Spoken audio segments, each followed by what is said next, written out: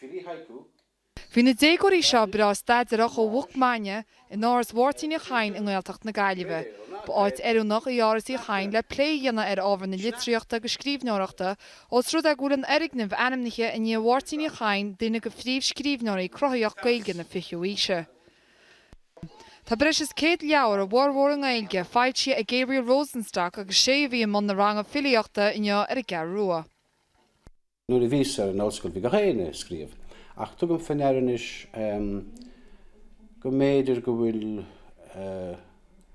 gaantain na scuinóirí an Suhaige agus is ábharim ní é sin mar sin caithfar glún nó i lúnt. Deirtear go bhfuil leabhar bháin nach chéine ach thuairt amach agus sé gnóin ide ná an duine sin is spreagach chun a scéal héanaí insint. Tháinig na scríbneoirí óga ó cheantar gCaeltacht agus nGaeltacht an tuile ólam faoi chósaí litríochta. Cuasaí iriseoireachta an ábhar a bhíad a lábha ag rang eile seo faoi stúran iriseoire ansí machtúlainne.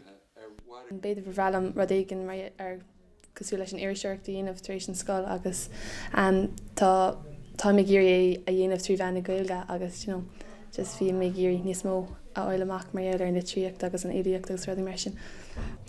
Ní le lán daoine scríobh a Gaeilge inis agus na daoine go léir sa rang seo há siad dul go dtí scoil lán-Gaelach agus bheith sé as go leanna ag siad a raig ag scríobh leabhar agus dáanta Gaeilge agus a cairid amach go dtí an phobal.